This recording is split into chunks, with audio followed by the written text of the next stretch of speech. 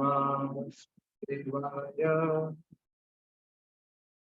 नमो भगवते वासुदेवाय। ओम नमो भगवते वासुदेवाय। ओम ज्ञानतिमिरान्धस्य ज्ञानाञ्जनशलाकया चक्षुरुन्मिलितं येन तस्मै श्रीगुरुवे नमः। श्रीचैतन्यमनोभीष्टं स्थापितं येन भूतले स्वयं रूपा कदा मह्यं ददाति स्वपदान्तिकम्।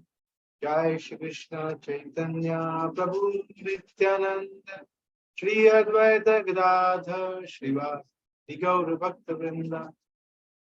हरे कृष्णा कृष्ण कृष्ण हरे हरे, हरे राम राम राम हरे हरे। हरे कृष्णा, सबका बहुत बहुत स्वागत है। आज हम बहुत ही इंटरेस्टिंग सब्जेक्ट पर चर्चा करने वाले हैं, कर्म के सिद्धांत के विषय में। जब हमने journey of self discovery course किया था मई में, तब 6 दिन का कोर्स, उसमें 5वां सेशन था जो कि था अच्छे लोगों के साथ बुरा क्यों होता है, why do bad things happen with good people. तो हम जब भी ये कोर्स करते हैं तो सबसे ज्यादा लोग इसी सेशन की राह देखते हैं। डिस्कशन होता है या फिर इट्स अ हॉट टॉपिक है ना, क्योंकि लोग रिलेट कर पाते हैं अपने डे टू डे एक्टिविटी से, है ना। कर्म कर्म कर्म, क्या है कर्म का सिद्धांत। तो हमने इसको थोड़ा अच्छी तरह से समझा था 5वें सेशन में। इसमें हमने अलग प्रकार के कर्म के विषय में देखा था। तो आज का जो सेशन है वो भी उससे थोड़ा बहुत मिलता जुलता है और कुछ नई चीज भी है। तो हम बहुत सारी चीजें उसमें रिकैप करेंगे, है ना। तो हो सकता है कि आप में से कुछ भक्त भूल गए हो। ये सैमसंग SMA336E, अगर आप अपने आप को रीनेम कर सकते हैं तो, कि हमें पता नहीं चलता अटेंडेंस में कि कितने लोग आए नहीं है। So please don't join with your device name, आप अपना नाम लिख सकते हैं। सो काफी चीजें हम रिकैप करेंगे, जो हो सकता है कि हम कुछ कारण से भूल गए हो या स्मृति में ना हो, तो हम उसको रिफ्रेश करेंगे। और फिर हम क्या करेंगे कि हम काफी नई चीजों को भी हम देखेंगे, किस तरह से चीजें या कर्म का सिद्धांत लागू होता है हमारे ऊपर। So let me share the screen, we can start. आप लोगों को वॉल्यूम ठीक है, right? Audio and screen is okay, right? Okay, perfect.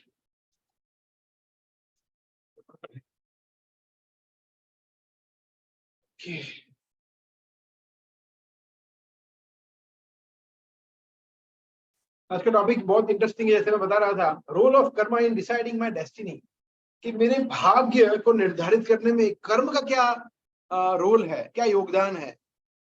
तो लोग बोलते हैं ना कि मेरे भाग्य मेरी मुट्ठी में है, मैं अपने कर्म से मेरे भाग्य को बदलूंगा। तो क्या वास्तव में ऐसा है? क्या हमारा भाग्य हमारे अभी जो मैं कर्म करने वाला हूँ वो निर्धारित कर सकते हैं? वो क्या जो अब मैं भुगत रहा हूँ? तो बहुत सारे क्वेश्चंस हमारे मन में होते हैं। तो कुछ चीजें जो हमें पता है, तो थोड़ा हम स्पीड में जाएंगे, कुछ चीजों में हम डिस्कशन करेंगे, और हम आपको जितने भी क्वेश्चन है ले सकते हैं। हमारे पास समय की कोई पाबंदी नहीं है। So we will start question answers in like an hour or so, और फिर कितने भी क्वेश्चन हम ले सकते हैं, ठीक है। ओके, सो देखिए, एक उदाहरण लेते हैं, है ना, कि जैसे एक लड़का है, वो इंजीनियरिंग कॉलेज में उसने एडमिशन लिया है, मगर उसके माता पिता बहुत धनी है, मतलब बिलियनर है। तो उसको क्या चाहिए? देखिए यहाँ पे उसको अच्छा सा लैपटॉप चाहिए, उसको एकदम पावरफुल फोन, लेटेस्ट फोन चाहिए, तो फोन मिलेगा उसको। उसको आने जाने के लिए बाइक चाहिए या कार चाहिए, या उसको बहुत अच्छा घर चाहिए रहने के लिए, तो वो सब कुछ मिल जाएगा। उसको कुछ भी करने की जरूरत नहीं है। तो लोगों को लगता है कि यार इसका भविष्य बहुत उज्जवल है, उसको सब सुविधाएं मिल रही है ना, तो ये अच्छा करेगा इस तरह से। और उसका भाग्य, जब तक वो इंजीनियरिंग पढ़ रहा है और उसके बाद भी उसके पिता उसको सपोर्ट करेंगे ना, तो उसका भाग्य एकदम ब्राइट है, future is very very bright. Okay, दूसरा एग्जाम्पल लेते हैं। एक लड़का जो बहुत ही गरीब परिवार से आता है, जैसे यहाँ पे आपको दिख रहा है कि बहुत ही छोटे से परिवार से है, हाँ, जिसमें समझ लीजिए कि उसके पिता है ही नहीं, और सिर्फ माता के साथ रहे। माता ने बहुत स्ट्रगल करके उसको पाला है, हाँ, और उसको इंजीनियरिंग में एडमिशन मिला है ना। तो उसके लिए लाइफ इतना इजी नहीं होगा, उसको इंजीनियरिंग भी पढ़ना है, उसको उसका स्टाइपेंड आता है, उसमें से जो पैसे है वो घर पे भेजना है, या फिर कुछ साइड में जॉब करेगा, वो पार्ट टाइम कुछ भी करेगा। तो उसके लिए इंजीनियरिंग की पढ़ाई इतना सरल नहीं होगा, काफी दिक्कतों का सामना करना पड़ेगा। तो ये किस तरह से होता है? ये ऐसा होता है अक्कड़ बक्कड़ बम्बे, वो ऐसा होता है कि किसी को अच्छा मिल गया, किसी को बुरा मिल गया, सब बाय चांस ऐसा होता है। हम देखते हैं कि हमारे आजू बाजू में लोग अलग अलग प्रकार के लोग हैं ना, जैसे यहाँ पे दिख रहा है आपको, अलग अलग प्रकार के लोग हमने यहाँ पे दिखाए हैं। कुछ है वो बहुत, जैसे यहाँ पे आपको दिख रहा है, यहाँ पे दिख रहा है कि ये बहुत सुंदर हैंडसम लड़का है, और यहाँ पे नॉट सो हैंडसम है ना। यहाँ पे एक व्यक्ति जो बहुत बहुत ज्यादा धनी है, मतलब उसको पैसे कहाँ डालने हैं वो सोचना पड़ता है कि मैं कहाँ पैसे डालूं, इतना धन है। और कोई व्यक्ति बहुत गरीब है, कोई व्यक्ति बहुत पढ़ा लिखा है, एमडी डॉक्टर है, और कोई व्यक्ति है जो मतलब मजदूरी कर रहा है। कोई व्यक्ति है वो बहुत सुंदर है, कोई व्यक्ति है वो इतना सुंदर नहीं है। तो जैसे मैं बता रहा था कि सब बाय चांस होता है, कि ऐसे ही आपको विद्या या सौंदर्य या ऐश्वर्य, जो भी चीज है वो आपको ऐसे ही मिल गया बाय चांस, राइट। सो जब हम ये समझते हैं कर्म का सिद्धांत, तब हम ये सब समझ पाते हैं कि नहीं, ऐसा नहीं है। तो यहाँ से यहाँ पे कर्म का सिद्धांत एंटर होता है, कि हम कितना सुख मिलेगा, हमें कितना दुख मिलेगा, एटसेट्रा। और जब हम but the answers to such questions are crucial for all of us. जब हम इस क्वेश्चन, ये प्रश्नों का उत्तर हमें मिलता है, तो क्या होता है, वो डायरेक्ट क्लू देता है, डायरेक्ट हिंट देता है, क्या कैसे आप सभी दुखों से मुक्त हो सकते हैं। तो वो हम समझने का प्रयास करेंगे आज। देखिए, कर्म जो है वो लॉ एंड इफेक्ट है, cause and effect. Cause and effect मतलब जैसे कारण और उसका असर बोल सकते हैं, कि किस वजह से ये हुआ है वो। तो वजह और असर, तो कुछ ना कुछ कॉज है और कुछ ना कुछ इफेक्ट है, यही होता है। कोई भी रिएक्शन होता है, जैसे हमने देखा है वो न्यूटन्स थर्ड लॉ, राइट, कि जितना आप रिएक्शन होगा उतनी ही मात्रा में जितना एक्शन होगा उतनी ही मात्रा में रिएक्शन आएगा, सब हम जानते हैं। जैसे जितना जोर से आप सिक्के को हवा में उछालेंगे उतना ही जोर से नीचे आएगा, थोड़ा जोर से करेंगे तो थोड़े जोर से, तो थोड़ा ही डिस्टेंस ट्रैवल करेगा, और ज्यादा जोर से करेंगे तो ज्यादा दूर से आएगा और ज्यादा फोर्स में आएगा। ये हम समझ सकते हैं, है ना। जैसे हम जितना पैसा डिपॉजिट करते रहेंगे बैंक में, उतना ही हमारा बैंक बैलेंस बढ़ेगा, विड्रॉ कर लेंगे तो कम हो जाएगा। तो कॉज एंड इफेक्ट। अगर कोई बुरी आदत है, जैसे कोई व्यक्ति है जो शराब पी रहा है, मदिरा पान कर रहा है, तो फिर उसको लीवर कैंसर होगा, उसको लीवर सिरोसिस होगा, ये सब होगा आगे जाके। तो ये नेचुरल है, इट इज अंडरस्टूड। तो हम सबसे पहले समझते कर्म क्या है, व्हाट इज कर्म। तो जैसा हम सब जानते हैं, हम सबने देखा है कि हम शरीर नहीं है, हम आत्मा है, परंतु किसी न किसी कारण से हम ये शरीर में अभी बंधे हुए हैं। We are engaged in this material body, है ना। तो जब हम इस शरीर में बनते हैं तो क्या होता है, हमारी चेतना भौतिक चेतना हो जाती है, और फिर हमें कुछ ना कुछ करना पड़ता है, उसको कहते हैं कर्म, है ना। हम किसी न किसी कार्य में प्रवृत्त हो जाते हैं, दैट इज कॉल्ड एज कर्म। तो अनादिकाल से चल रहा है, चाहे हम किसी भी शरीर में हो, मगर जब हम मनुष्य शरीर में आते हैं तो वो विशेष होता है, वो समझेंगे। सो जैसे यहाँ बताया है कि जीवात्मा जो है वो अपने आप को मानती है कि मैं शरीर हूँ, आत्मा नहीं हूँ, इस तरह से वो मानने लगती है। जैसे जब हमने ये 6 दिन का कोर्स किया, उसके पहले आप सभी लोग यही मान रहे होंगे कि मैं तो शरीर हूँ, मेरा नाम ये है, मेरा नाम चिंटू है, मेरा नाम पिंटू है, मेरा नाम सीता है, गीता है, जो भी है वही मान रहे होंगे। या मैं अमेरिकन हूँ, मैं अफ्रीकन हूँ, मैं इंडियन हूँ, मैं गुजराती हूँ, मैं इंजीनियर हूँ, मैं डॉक्टर हूँ, यही सब मानते हैं। हम ये मानते ही नहीं है कि हम शरीर नहीं है, हम आत्मा है। तो जब ये चेतना के साथ हम यहाँ पे आते हैं, मनुष्य शरीर में होते हैं, तो फिर क्या होता है, हम अपने आप को कर्म में बांध लेते हैं। तो मगर जब हम ऐसे कोर्स करते हैं, डिस्कोर्सेस करते हैं, तो हम उससे छूट भी सकते हैं। इसीलिए भगवत गीता में के तात्पर्य में प्रभुपाद ने बहुत जगह बताया है कि हम लोग भगवान की तटस्थ शक्ति है, जो भगवान ने भी बताया है, अपरयस्तु इतस्ते भिन्नम प्रकृति विद्धि में पराम जीव भूतो महावाहो ये इदम धार्यते जगत। कृष्ण कहते हैं कि देखो भाई, ये भूमि रपो अनलो वायु जो है, पंच महाभूत है, वो मेरी शक्ति है, जो भौतिक शक्ति है, परंतु इससे ऊपर की भी एक शक्ति है जो आध्यात्मिक शक्ति है ना। तो एक तरह से हम देखा जाए तो हम भगवान की ऊपर की शक्ति है, हाउ टू से इट, सुपीरियर एनर्जी है, और इंफीरियर जो एनर्जी है वो है मैटर।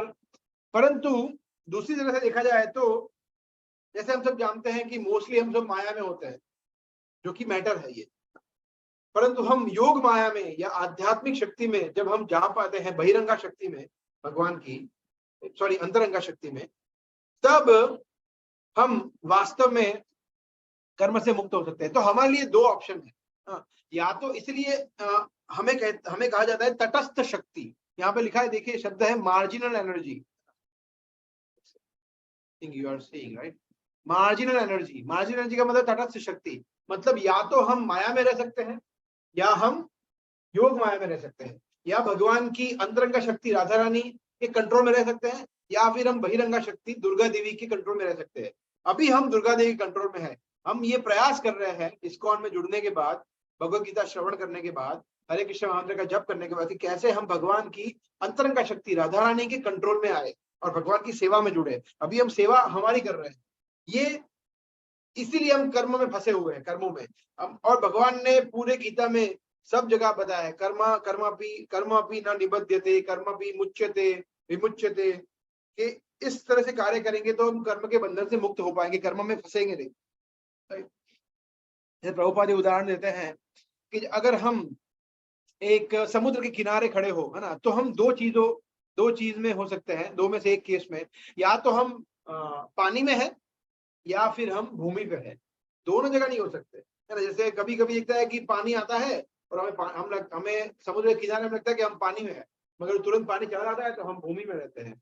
हम हमेशा दोनों जगह नहीं रह सकते, वो टेम्पररी है, आना जाना, या तो हम पानी में है या भूमि पे है। तो इस तरह से हमें समझना है कि हमें कहाँ रहना है। हमें भगवान की बहिरंगा शक्ति दुर्गा देवी माया के कंट्रोल में रहना है और हमें दुखी होना है, या फिर भगवान की अंतरंगा शक्ति राधा रानी के कंट्रोल में रहना है, योग माया के कंट्रोल में रहना है, और निरंतर हमें सुख में रहना है, भक्तों के संग में रहना है। ये हमारा चॉइस ऐसा है ना। देखिए यहाँ पे एनिमेशन है कि जैसे ही व्यक्ति आ जाता है जीवात्मा, है ना, तो देखिए यहाँ पे हंस रहा है, रो रहा है, हंस रहा है, रो रहा है, ये चलता ही रहता है इस तरह से। देखिए ये छोटा सा एक्टिविटी है, हमें सोचना है सिर्फ, और फिर आगे बढ़ेंगे हम, कि हमारे आसपास के लोगों में या दुनिया में हम क्या क्या चीजें देखते हैं, अगर हम ऑब्जर्व करें तो, है ना, क्या क्या डिफरेंसेस है। जैसे फॉर एग्जांपल मैं जब छोटा था तो ये पर्सनली मेरा अनुभव है, मैं सोचता था, मैं छोटा था तब, जब 5 साल 7 साल 10 साल का था तब, कि ये भगवान की रचना कितनी अद्भुत है कि कोई भी व्यक्ति दूसरे व्यक्ति की तरह नहीं दिखता है, वो अलग ही दिखता है ना।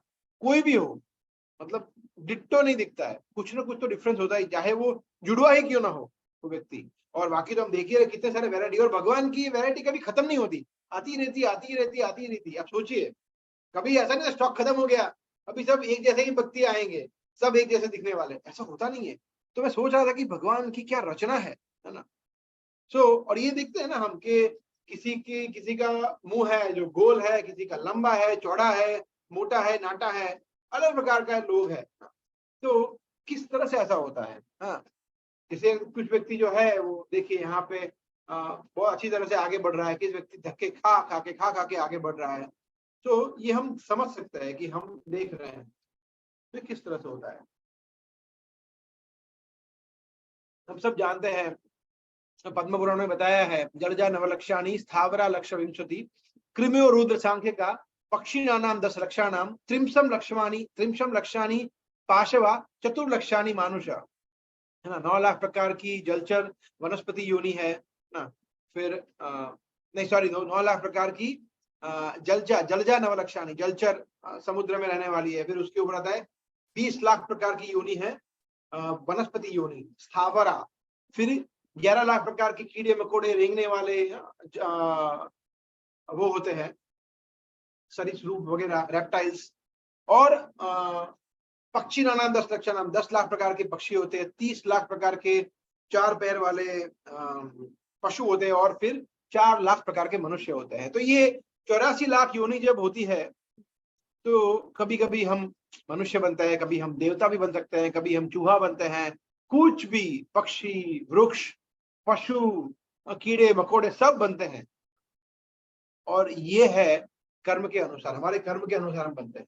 तो आज हम देखेंगे, जैसे एक उदाहरण से हम समझेंगे, है ना। जैसे हम जब छोटे थे तो क्या करते थे, सबसे पहले हम यहाँ से वहां जाने के लिए, एक रूम में से दूसरे रूम में जाने के लिए साइकिल यूज करते हैं ना। मेरी डॉटर है, अभी कभी कभी साइकिल चलाती है।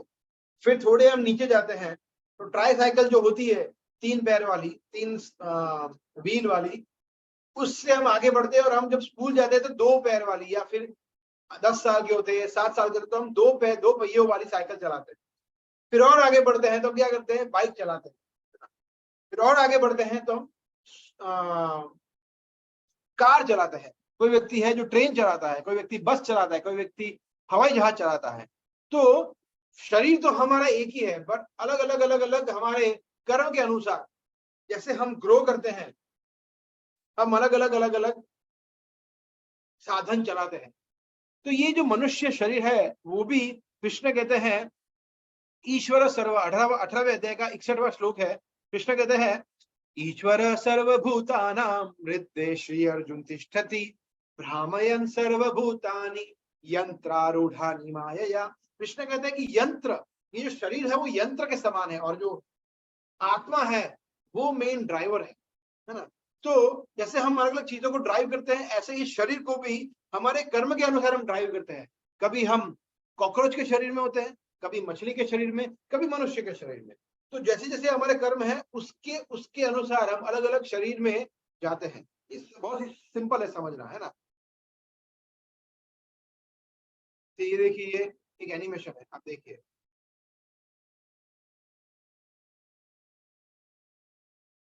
दिख रहा है हमें?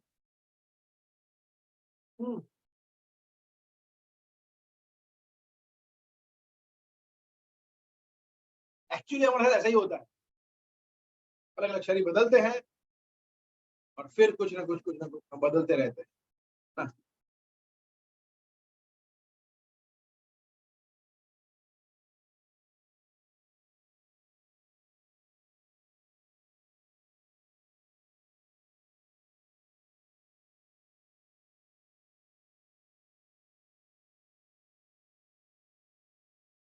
ओके, तो ये move on.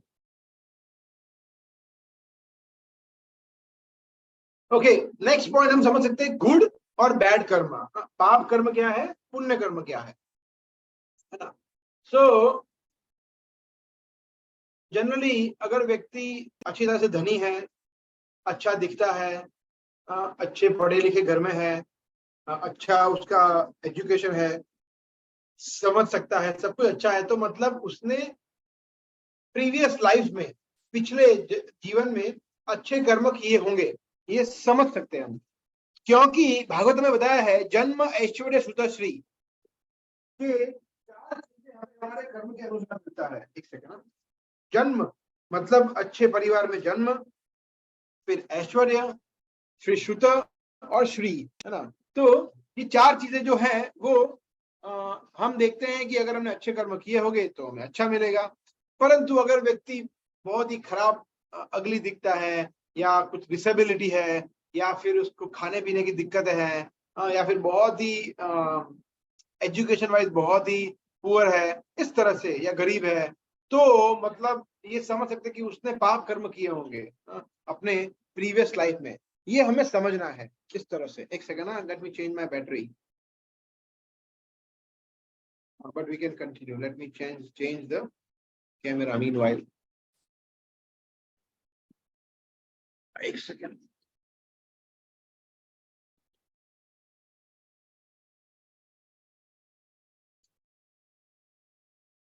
Okay, so like that. तो हम एक छोटी सी स्टोरी लेंगे, है ना, जिससे हम समझ सकते हैं कि किस तरह से विकर्म का सिद्धांत कार्य करता है। एक बार क्या हुआ, एक व्यक्ति था जिसका एक बहुत बड़ा फैक्ट्री था। उसके 4 लड़के थे। जैसे अब यहाँ पे पिक्चर आपको दिख रहा है ना, तो 4 लड़के थे। तो उसने क्या किया, पूरे लाइफ उसने क्या किया, पाप कर्म किए, है ना, व्यसन किया, ये वो, कुछ नहीं किया, मतलब कुछ अच्छे कर्म नहीं किए। और फिर उसकी मृत्यु का समय आया, है ना। तो वो 4 लोग वहीं पे थे, चारों लोग वहीं पे थे, क्योंकि माता पिता अभी मृत्युशैया पे है, तो साहजिक प्रेम है। तो वो पिता अभी भी देखिए कॉन्शियसनेस वही है, कमाना है, कमाना है, कमाना है, और पैसे और पैसे और पैसे। तो उसने कुछ बातें नहीं की भगवान की कि आप अपना ख्याल रखना, भगवान की भक्ति करना, वो सब तो बहुत दूर की बातें हैं। उसने क्या पूछा कि अरे आप सब लोग यहाँ पे आ गए हो, तो हमारी फैक्ट्री कौन संभाल रहा है, इतना बोला, और उसने अपने शरीर छोड़ दिया। तो मतलब कृष्ण कहते हैं भगवद गीता में, और दूसरे शब्द में कहता है भाव में व्यक्ति अपना शरीर छोड़ता है, उस भाव को वो प्राप्त करता है निश्चित तौर पर, उसमें कोई संदेह नहीं है। That is what Krishna says, right, in Bhagavad Gita. So एक सेकंड ना, तो इस व्यक्ति ने क्या किया, इस व्यक्ति ने अंत समय में उसको यही याद आ रहा था कि मैं किस तरह से हाउ विल आई, मेरी फैक्ट्री कैसे चलेगी, वगैरह वगैरह इस तरह से। तो नेक्स्ट लाइफ में क्या बना, वो वही फैक्ट्री के अंदर एक चूहा बना, आप सोचिए, है ना। और वो फिर क्योंकि उतने आसक्ति है अपनी फैक्ट्री से, तो क्या कर सकता है उसमें। तो इस तरह से हम देखते हैं कि कर्म हमें ले डूबता है, आसक्ति हमें ले डूबती है इस तरह से। जैसे हम देखते हैं कि जो व्यक्ति जिसमें काम वासना बहुत है, बहुत ज्यादा काम वासना है, तो ऐसा कहा जाता है कि नेक्स्ट लाइफ में वो डॉग बन सकता है, क्योंकि वहां पे, या मंकी बन सकता है, क्योंकि उनको क्या होता है, सेक्स लाइफ में कोई रिस्ट्रिक्शन नहीं होता है, जितना करना हो वो कर सकते हैं। और कोई व्यक्ति है जिसको बहुत कुछ भी खा सकता है उसको, जैसे चाइना में हम देखते हैं ना, चाइना के लोग कुछ भी खा सकते, कुछ भी, उनको मतलब anything which crawls on the earth they eat, अच्छा वो कह के वो प्राउड फील करते हैं। तो नेक्स्ट लाइफ में वो पिग बनते हैं, पिग बन सकते हैं। जैसे हम देखते हैं सुअर, सुअर है वो मल भी खाता है। मल मतलब आप सोच सकते हैं इससे ज्यादा मोस्ट अबोमिनेबल थिंग, जघन्य चीज, मतलब ऐसी चीज कौन खाता है, वो मल भी खाता है और उसको अच्छा लगता है, वो मतलब मजा ले लेके खाता है। तो ऐसा व्यक्ति, जैसे कोई व्यक्ति है जिसको, जैसे कोई, हम देखते हैं ज्यादातर मॉडर्न वेस्टर्नाइजेशन कल्चर जिसमें लोगों को अपने शरीर को एक्सपोज करना अच्छा लगता है ना, विशेष करके महिला है। तो नेक्स्ट लाइफ में वो क्या बनेंगे, बन सकते हैं, वो बन सकते हैं वृक्ष योनि में जा सकते हैं। तो उनको कोई कपड़े पहनने की जरूरत ही नहीं है ना, तो आप ऐसे ही खड़े रहो सालों के साल, you don't need to hide your body, आपको बॉडी को कवर करने की कोई जरूरत नहीं है। तो इस तरह से जो हमारी चेतना है, उसी भाव से कृष्ण कहते हैं यम यम वापि स्मरण लोके, जिस भाव में व्यक्ति अपनी चेतना में शरीर का त्याग करता है, तम तमे वेति कौन्तेय, उस भाव में सदा तद्भाव, हमेशा, कभी उसमें कोई चूक नहीं होती है। ऐसा तो जो पुण्य कर्म है, गुड कर्म, वो क्रेडिट कार्ड की तरह है। कि जैसे क्रेडिट कार्ड में क्या होता है, 2 लाख का लिमिट है, चाहो जितना शॉपिंग करो 2 लाख तक, कोई टेंशन नहीं है, कुछ आपको देने की जरूरत नहीं, कि आपके उसमें 2 लाख क्रेडिट है तो आप उसको स्वाइप कर सकते हो। मगर जब खत्म हो जाएगा और आपको उसमें डलवाना पड़ेगा, क्रेडिट लेना पड़ेगा। तो जो व्यक्ति पुण्य कर्म करता है, अच्छे कार्य करता है, उसको भूवर लोक, स्वर्ग लोक, जन लोक, तपो लोक, महर लोक, ब्रह्म लोक, इस तरह से वो आगे बढ़ता है। ऊपर के लोकों में जाता है और वहां जाकर वो अपने क्रेडिट को स्वाइप करता रहता है, क्रेडिट को यूज करता है, जैसे बड़े अच्छा सुंदर विद्यालयों में विहार करना, लंबी आयु और सोम रस का पान करना और अच्छी सुविधाएं प्राप्त करना, अप्सराओं का संग करना वगैरह वगैरह, कुछ भी व्हाटएवर, राइट। बट जब वो क्षीण हो जाता है, क्षीणे पुण्य मर्त्य लोकम विशंति, कृष्ण कहते हैं भगवद गीता में 9वें अध्याय में कि जब व्यक्ति का पुण्य का कोटा खत्म हो गया तो उसको वापस यहाँ पे आना पड़ेगा, यहीं पे भूलोक पे, जिस भाव से वो गया है उसी भाव में, इस तरह से। और तीसरा जो कर्म है पाप और पुण्य, उसके ट्रांसेंडेंटल परे, वो है अकर्म, जिसको कहते हैं हम भक्तिमय कर्म, भगवान के लिए कार्य करना। देखिए यहाँ पे ये व्यक्ति जो है, ये व्यक्ति जो है वो भगवान के नाम का जप कर रहा है, अकर्म है, इसका कोई बंधन नहीं लगता, ये ट्रांसेंडेंटल, पाप और पुण्य से परे है, डायरेक्ट ये स्पिरिचुअल प्लेटफॉर्म पे है। यहाँ पे माता जी है, वो चित्र बना रहे हैं, ये आई थिंक जादू रानी माता जी प्रभुपाद के शिष्य है, तो चित्र बना रहे हैं। तो यहाँ भक्ति चारू महाराज है, प्रभुपाद के शिष्य है, ये भगवान के लिए भोग बना रहे हैं। और गौरांग प्रभु है ना, चौपाटी वाले, ये श्रीमद् भागवतम का कथा कर रहे हैं या कुछ कृष्ण कथा कर रहे हैं। तो ये भगवान कृष्ण की प्रसन्नता के लिए किए जाने वाले कर्म है, जिसका बंधन है। जैसे आप लोग अभी श्रवण कर रहे हैं ना, तो ये अकर्म है।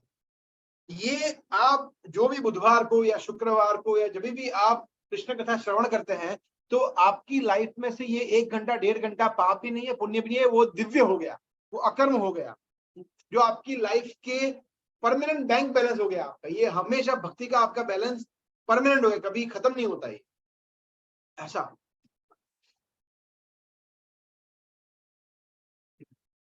तो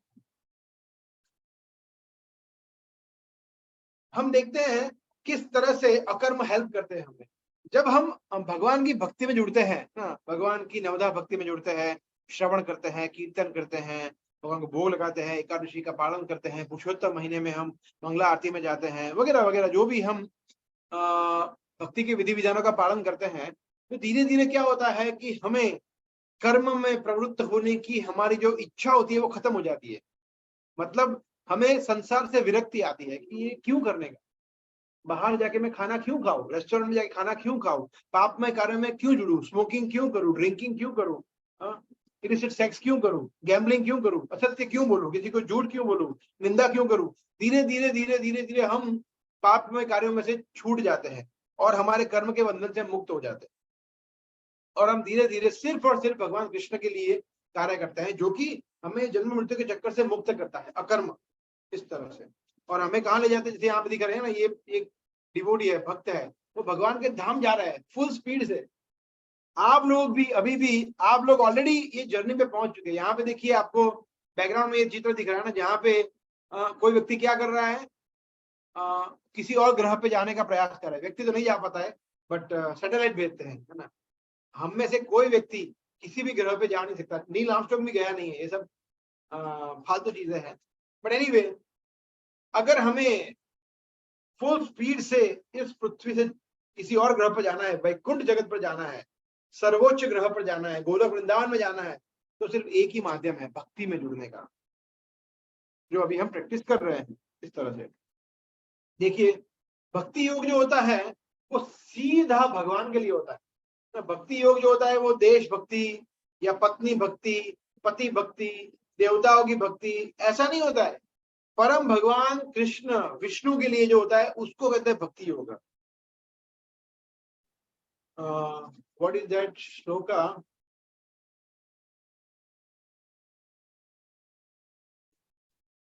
अकामो सर्व काम मोक्ष कामो वा उदारधि तीव्रेण भक्ति योगेन यजते पुरुषम परम। यस, भागवतम में कहा गया है कि सभी व्यक्ति को, चाहे उसको काम की उसको सकाम कर्म होकर उसको कुछ इच्छा चाहिए, उसको भगवान की भगवान उसको मोक्ष प्राप्ति चाहिए, सकाम अकाम सर्व काम, और मोक्ष, या फिर उसको मोक्ष चाहिए, या फिर उसको अकाम मतलब उसको कोई इच्छा नहीं है, जो भी प्रकार के व्यक्ति है सभी को तीव्रेण, बहुत ही जल्दी, फटाफट भगवान की भक्ति योगेन यजेत पुरुषम परम, पुरुष, परम पुरुष कौन है? कृष्ण। उनकी भक्ति में उसको जुड़ना चाहिए, है ना। जैसे हम दिख रहे हैं हनुमान जी, है ना, भगवान के सर्वश्रेष्ठ भक्तों में से एक है ना, जिनकी तुलना किसी से नहीं कर सकते हम। भगवान के सर्वश्रेष्ठ दास्य भक्ति में हमारे सबके आदर्श होने चाहिए हनुमान जी। जिस तरह से उन्होंने पूरा जीवन अपने स्वामी की, भगवान रामचंद्र की सेवा में दे दिया। पांडव, पांडव ने किस तरह से कृष्ण की सेवा की। कृष्ण ने जो भी बोला तुरंत, एक सेकंड सोचा भी नहीं। कृष्ण ने बोला कि झूठ बोलो युधिष्ठिर, झूठ बोल दिया। अर्जुन मारो, मार दिया। भीम ये करो, भीम ने वो कर दिया। मतलब कृष्ण के अलावा उनके जीवन में कुछ है ही नहीं। द्रौपदी को बोला द्रौपदी ये करो, वो कर दिया।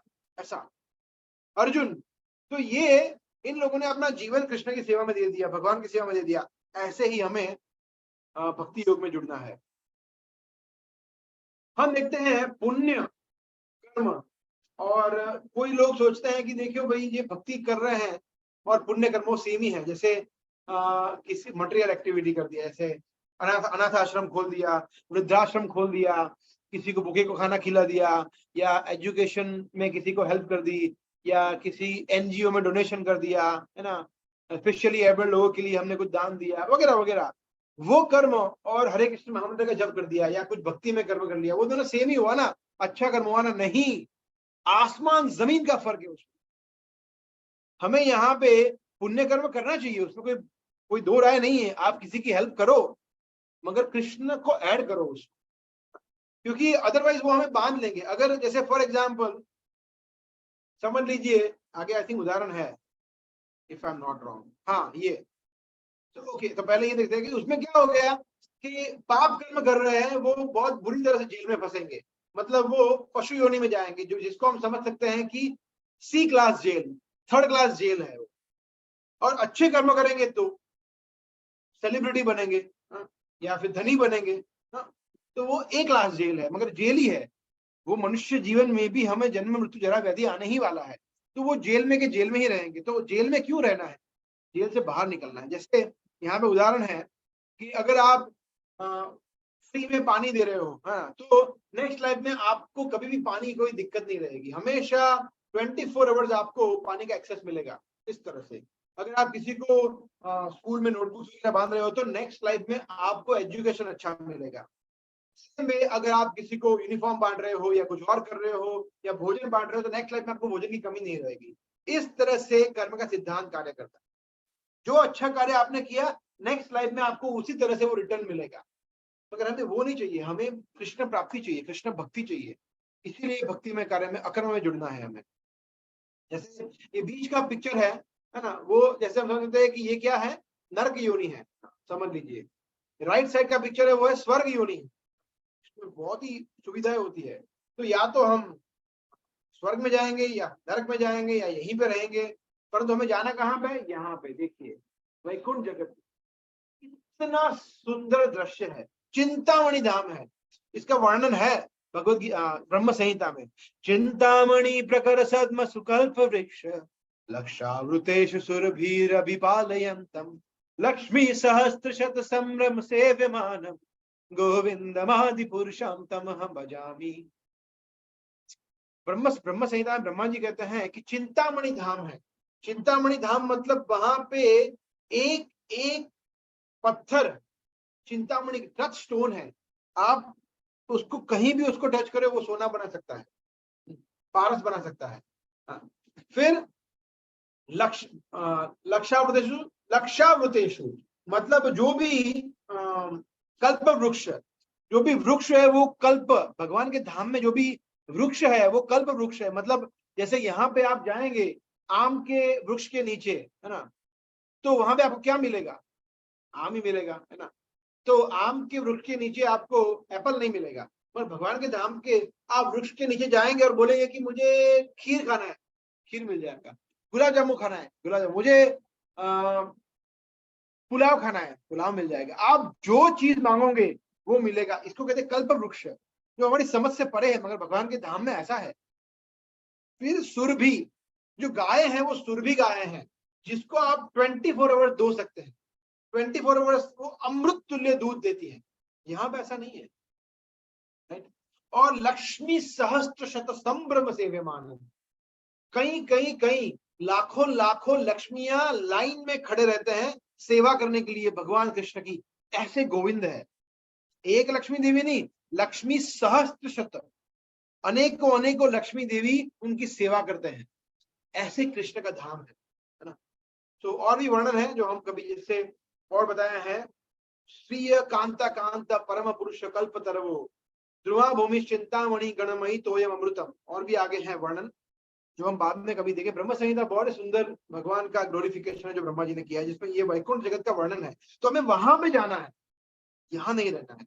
एंड वहां पे जाने का फायदा क्या है, यद गत्वा न निवर्तन्ते तद धाम परमम मम। कृष्ण कहते हैं कि वहां पे जाने के बाद न निवर्तन्ते, वहां पे जाने के बाद व्यक्ति वापस नहीं आता है, वो मेरा धाम है। और जगह कृष्ण कहते हैं, ये है 15वें अध्याय का 7वां श्लोक।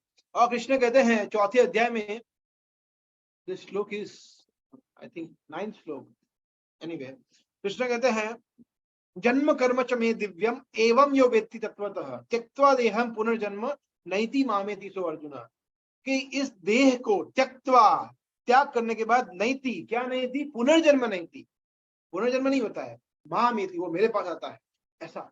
तो हमें इस तरह से हमारा फोकस होना चाहिए अकर्म के ऊपर, है ना। जैसे यहाँ पे पाप कर्म के विषय में बताया गया है कि कोई छोटा पाप करता है, गलती से चींटी मर गई, या फिर जानबूझ के गाय की हत्या की। गाय की हत्या in the not literal sense में, बट बीफ खा लिया। बीफ खाना मतलब गाय का मांस खाना और अपने हाथों से गाय की हत्या करना एक समान है, कोई फर्क नहीं है। आप अंडा खा लेते हो, मशरूम खा लेते हो, या कुछ और मांस खा लेते हो, हाँ, किसी और ने बनाया है, आपने सिर्फ लेके खाया, और आपने स्वयं अपने हाथों से मारा, सेम हुआ। इसमें कोई अरे मैंने मारा थोड़ी है, मैंने सिर्फ खाया है, तो सेम पाप लगेगा, 100% सेम पाप लगेगा, थोड़ा भी कम ज्यादा नहीं होगा। ये लॉ है, बहुत ही स्ट्रिंजेंट लॉ है, सबको सेम बराबर सजा मिलेगी। मैंने एक वीडियो बनाया है जो हरे कृष्ण टीवी पे आया है, मांसाहार का कड़वा सत्य, ये है। इसमें मैंने वो चीजें एक्सप्लेन किया है कि किस तरह से 6 प्रकार के लोग मांसाहार में इन्वॉल्व होते हैं और सभी को बराबर उसको भुगतना पड़ता है। You can maybe see that later on. सो और अगर कोई जैसे हत्या करता है ना, तो क्या होता है, नेक्स्ट लाइफ में उसका अबॉर्शन किया जाएगा, उसकी हत्या होगी, उसको सूर्य देखने को भी नहीं मिलेगा, ये भी उसको मिल सकता है। तो जैसे कहा गया ना, as you sow so shall you reap, जैसा आप बोओगे वैसे ही आप पाओगे, ऐसा। परंतु अगर हम अकर्म में जुड़ते हैं, भक्ति में जुड़ते हैं, तो वो फिर ये भौतिक चीजों से परे है। वो क्यों हम कर जुड़ते हैं, क्योंकि हमें भगवान के धाम जाना है, वैकुंठ जगत में जाना है। तो वो कर्म और विकर्म, है ना, सकाम कर्म और विकर्म दोनों से परे है। तो ये उदाहरण हमने देखा था उस समय पे भी, है ना। छोटा सा एग्जाम्पल हम लेते हैं थोड़ा फास्ट। समझ लीजिए एक व्यक्ति है, सॉरी एक सोल्जर है, सैनिक है, युद्ध हो गया भारत के और चीन के बीच में, समझ लीजिए एग्जाम्पल, या फिर ठीक है रशिया और यूक्रेन के बीच में। तो उसने बड़ी वीरता से युद्ध किया और काफी सैनिकों को मारा, फिर युद्ध खत्म हो गया। हालांकि ये युद्ध खत्म नहीं हो रहा है अनफॉर्चुनेटली, बट एनीवे युद्ध खत्म हो गया और वो लोग विजयी हुए। तो क्या करेंगे, देखिए यहाँ पे दिख रहा है, उसको वीरता पुरस्कार मिलेगा क्योंकि उसने काफी सारे दुश्मनों को मारा, है ना। फिर क्या हुआ, फिर उसको छुट्टी मिली, वेकेशन हुआ, और छुट्टी में क्या, वो अपने गांव गया। गांव में वो अपने पड़ोसी के साथ उसका झगड़ा हो गया, और उस झगड़े में आगे उसके पास बंदूक थी, वो पड़ोसी के पास गया, उसको शूट कर दिया, तो मार दिया पड़ोसी को। अब उसको पुरस्कार मिलेगा? नहीं, उसको सजा होगी। क्यों? देखिए वहां पे कितने सारे सैनिकों को मारा, दुश्मनों को मारा, 100 सैनिकों को मारा, तो पुरस्कार। यहाँ पे सिर्फ एक को मारा तो उसको सजा होगी। ऐसा क्यों? क्योंकि वो उसने किसी के आदेश पे किया था, देश के लिए किया था, अपनी ड्यूटी समझ के किया था, है ना। और यहाँ पे उसने खुद के स्वार्थ के लिए किया है, ये फर्क है, ये फर्क है ना। तो जब हम हमारे खुद के स्वार्थ के लिए कार्य करते हैं तो हमें दंड मिलता है। वो दंड क्या है? कर्म, पाप कर्म पुण्य कर्म दोनों दंड ही है। पुण्य कर्म कोई अवार्ड नहीं है, पुण्य कर्म भी हमारे लिए स्वर्ग लोक में जाना भी हमारे लिए वो दंड ही है, मगर थोड़ा हमें मिश्री के साथ हमें कड़वी दवाई दी जाती है। यहाँ पे पहले ही जहर है, वहां पे शुगर कोटेड पॉइजन है, इस तरह से। मगर अगर हम भगवान के लिए कार्य करते हैं, अकर्म में जुड़ते हैं, भक्ति में कार्य में जुड़ते हैं, तो हम सबसे मुक्त है। तो हमें वास्तव में ऐसा अवार्ड दिया जाएगा। वो अवार्ड क्या है? जन्म मृत्यु जरा व्याधि से मुक्ति, 4 एक्चुअल दुखों से हमें मुक्ति मिलती है। ऐसे कृष्णा, भगवान के लिए कार्य करना है, भगवान की शिक्षाओं के अनुसार कार्य करना है, भगवत गीता के अनुसार कार्य करना है। हमारे जो भक्तगण हमें बताते हैं, इस्कॉन में जो भक्तगण हैं जो हमें गाइड करते हैं, उसके अनुसार कार्य करना है। हमें कुछ नहीं करना है, हमें हमारा छोटा सा दिमाग है उसको ज्यादा लोड नहीं देना है, यूज नहीं करना है उसका कि अरे इन्होंने ऐसा कैसे बोला, ऐसा कैसे बताया। नहीं नहीं नहीं, हमें सिर्फ और सिर्फ उनको फॉलो करना है। ऐसा कहा जाता है कि भक्तिमय कार्य में अगर हम ब्लाइंडली भी फॉलो करें एक समय के लिए, ब्लाइंडली भी, तो भी हमारा उद्धार होगा। सोचिए कितना दिव्य कार्य होगा। हालांकि हम ये नहीं कह रहे कि आप ब्लाइंडली फॉलो करो, प्रश्न पूछिए, इसीलिए अभी हम क्वेश्चन आंसर भी लेंगे। बट तो कहने का मतलब है कि भक्ति का कार्य इतना दिव्य होता है। अच्छा,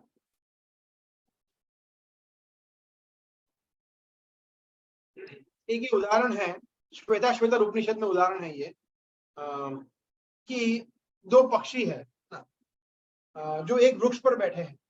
एक पक्षी जो है वो फल जो है उसको खा रहा है, यहाँ पे दिख रहा है आपको, ये पक्षी फल खा रहा है।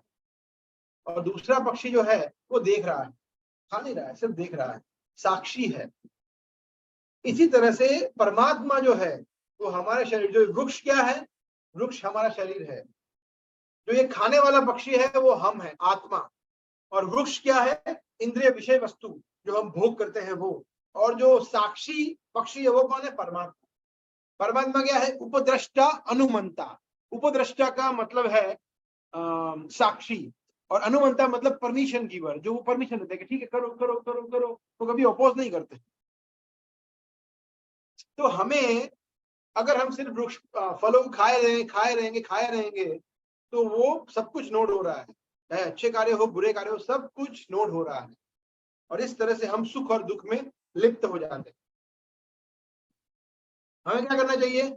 हमें ये फल को इनको देना चाहिए, परमात्मा को लीजिए, आप वृक्ष लीजिए, और फिर हमें देना चाहिए, तब हम कर्म से बंधन से मुक्त हो जाएंगे। ऐसा तो super soul is silent witness, है ना, जो हमें बताया उसी तरह से। सुपर सोल मतलब परमात्मा, भगवान विष्णु, और वो हमारे लिए वेल विशर है। वो हमें ज्ञान देते हैं, विस्मृति देते हैं, स्मृति देते हैं, हमें प्रेरणा देते हैं, हमें भक्तों से मिलवाते हैं। हमारा registration journey of self discovery course में करवाने के लिए हमें प्रेरणा देते हैं कि भैया आप ये कोर्स करो अपना जीवन। तो हमें अपने परमात्मा को के ऋणी होना चाहिए कि हम अभी इस्कॉन संस्था में है, प्रभुपाद की शरण में है। क्यों? क्योंकि हमारे परमात्मा ने हमें इंस्पायर किया है। वो ये बहुत इंपॉर्टेंट है। तो वी हैव टू बी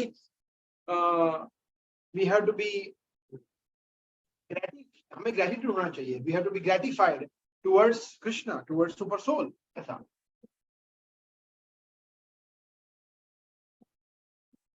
तो कभी कभी लोगों को लगता है कि भाई देखो, मैंने कुछ गलत कार्य किया नहीं है, तो मेरे साथ क्यों बुरा हो रहा है, मैंने कुछ गलत नहीं किया है, तो मैंने तो अभी कुछ पनिशमेंट मुझे क्यों मिल रही है ना। तो उसके हम चर्चा करेंगे। देखिए, एक छोटा सा उदाहरण लेते हैं। एक व्यक्ति है जिसने कुछ गुनाह किया, है ना, मर्डर कर दिया ना, किसी को मार दिया, पैंट शर्ट पहने हुआ था। फिर क्या किया उसने? भागा भागा भागा पुलिस से, और उसने क्या किया? धोती कुर्ता पहन लिया या लुंगी पहन ली, है ना, ऐसा कुछ पहन लिया, ड्रेस चेंज कर दिया ना, और फिर दौड़ रहा है। तो क्या वो गुनहगार नहीं रहा?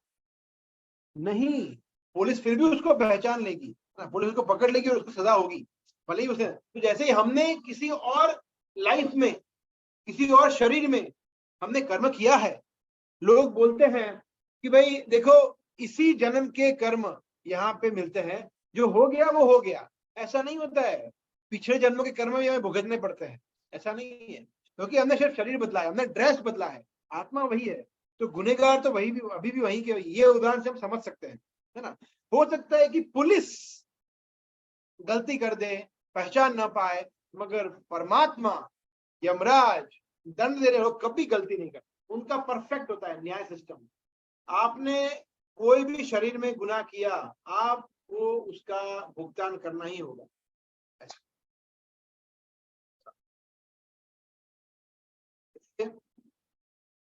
यहाँ पे एक उदाहरण दिया है, ये हमारे शास्त्रों में बताया गया है, यथा धेनु सहस्रेषु वत्सो गच्छति मातरम तथा यच्च कर्तम कर्म कर्तारम अनुगच्छति।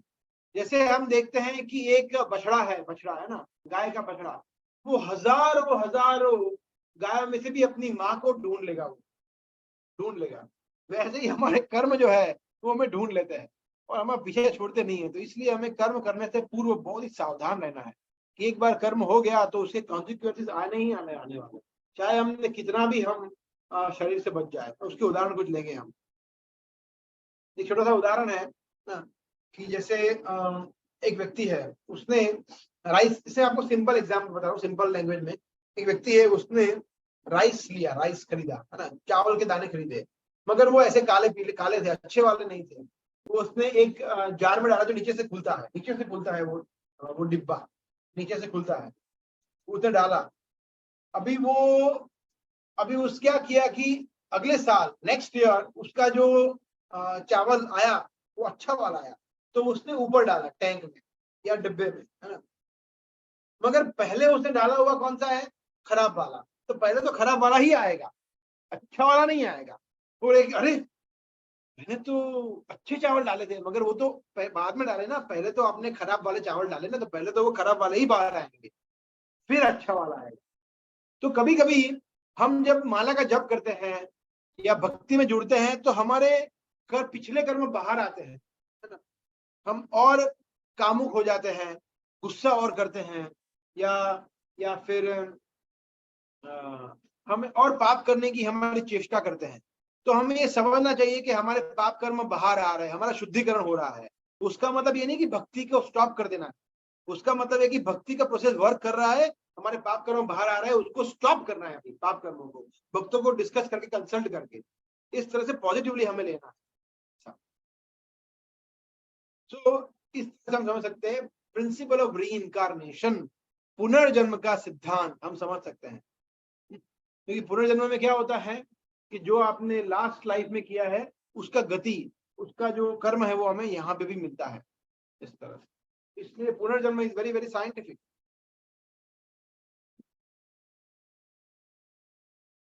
अच्छा, मैंने 5 अच्छे कर्म किए और 5 बुरे कर्म किए, मतलब नलीफाई हो गया। या 5 अच्छे कर्म किए, 4 बुरे कर्म किए, तो मुझे एक ही 5 - 4 = 1, एक अच्छा कर्म मिलेगा, एक पुण्य कर्म मिलेगा, ऐसा नहीं। 5 अच्छे कर्मों का फल भोगना पड़ेगा और 4 बुरे कर्मों का फल अलग से भोगना पड़ेगा, सेपरेट। उसके लिए हमें एक स्टोरी सुनेंगे, राजा नृग की, नृग, जो भागवतम के 10वें स्कंद में आती है। एक बार ऐसा हुआ कि राजा नृग थे, उन्होंने क्या किया, उन्होंने एक ब्राह्मण को गाय दी चैरिटी में। और क्या हुआ, वो गाय कुछ भी करके किसी दूसरे ब्राह्मण के पास चली गई। तो ब्राह्मण आया राजा के पास, बोला देखो आपने, राजा, हे राजा, आपने जो गाय मुझे दी थी वो इसके पास चली गई है, मुझे वापस चाहिए। राजा ने बोला, उसको बुलाया, राजा ने बोला नहीं नहीं, ये तो मेरी गाय है, मेरी गाय, मैं नहीं दूंगा। तो ब्राह्मण का अपराध हो जाता है। तो राजा ने बोला कि अरे मगर क्या करे, तो मतलब आप एक काम करो, मैं आपको दूसरी गाय दे दूंगा, आप मान जाओ। बोला नहीं नहीं, मुझे वही गाय चाहिए। बोला मैं आपको और 10,000 गाय दूंगा एक के बदले। बोला नहीं, मुझे वही गाय चाहिए। बोला आप मान जाओ, आपको मैं और जितनी चाहिए उतनी गाय देता हूँ। बोला नहीं, मुझे ये मेरी गाय है। तो उसे दोनों में से एक भी ब्राह्मण माने ही नहीं, माने ही नहीं। राजा की गलती नहीं थी देखिए इसमें, फिर भी वो ब्राह्मण को कुछ भी करके संतुष्ट नहीं कर पाए। अनफॉर्चुनेटली वो ब्राह्मण का अपराध ले लिया, ब्राह्मण दुखी होकर वहां से चले गए। तो यही मैंने वहां पे बताया है। तो जब वो यमलोक गए, मतलब जब वो गए, तो वहां पे बताया कि भाई देखो आपने बहुत सारे अच्छे कर्म किए, मगर एक आपने एक बुरा कर्म किया है। तो पहले आप क्या करना चाहोगे, बुरे कर्म की सजा भुगतना चाहोगे या अच्छे कर्म को एंजॉय करना चाहोगे? तो राजा ने बोला कि नहीं, मैं बुरे कर्म को एंजॉय, मतलब पहले मुझे आप पाप की सजा दे दीजिए, है ना। अच्छा, तो उनको क्या बनना पड़ा, एक लिजर्ड, आप सोचिए क्या बोलते हैं उसको, छिपकली, छिपकली बनना पड़ा, छिपकली। कैन यू इमेजिन, कुछ गलती नहीं किया था उन्होंने, फिर भी अगर हम जानबूझ के गलती करेंगे तो क्या होगा। फिर ऑफ कोर्स फिर भगवान के पुत्र वहां पे आए थे, प्रद्युम्न, और उनकी वजह से उनका उद्धार हुआ। एक कुएं में थी वो छिपकली, और इस तरह से पूरी स्टोरी आती है। तो ये स्टोरी से हम ये सीख सकते हैं कि हमें जानबूझ के कोई पाप कर्म नहीं करना चाहिए। ये बहुत ही रिस्की है हमारे लिए, भक्तिमय कार्य में जुड़ने के बाद भी। तो यही हमारा लेसन है।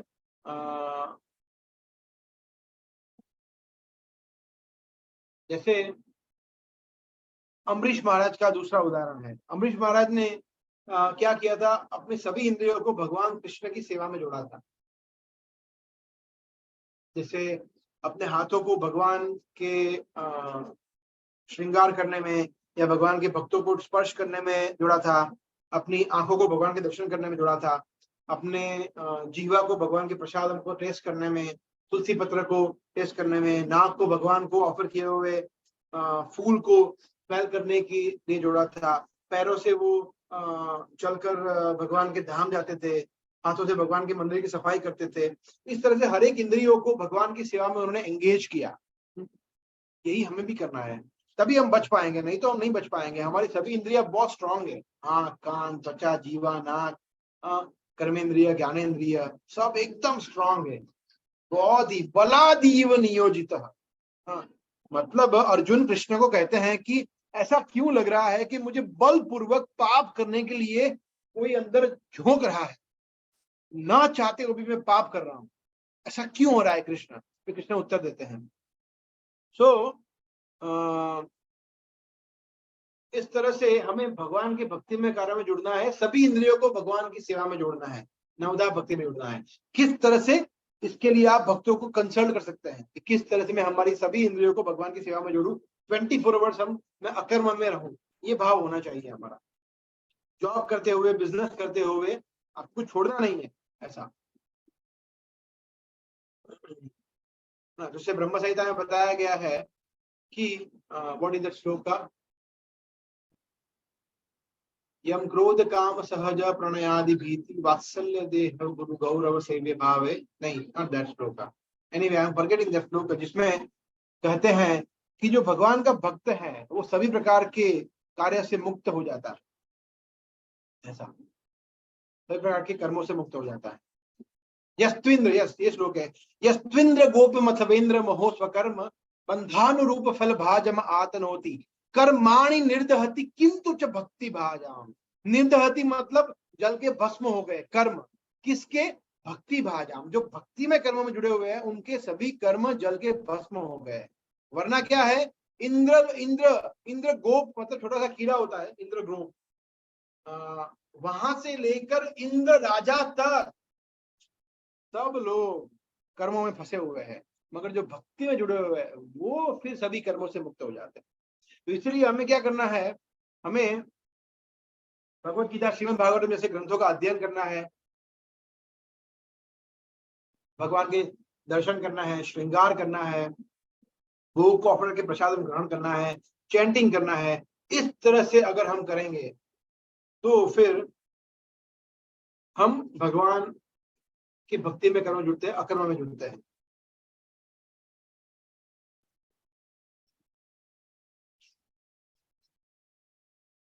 ठीक है, ये हमने देखा है पहले भी, तो हम थोड़ा स्पीड में जाएंगे।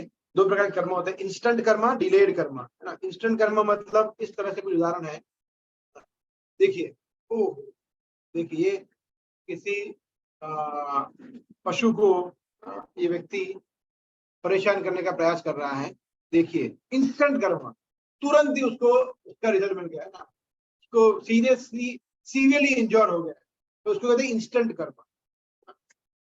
और जैसे किसी को आपने थप्पड़ मारा, थप्पड़, है ना, तुरंत मिल जाएगा आपको रिएक्शन।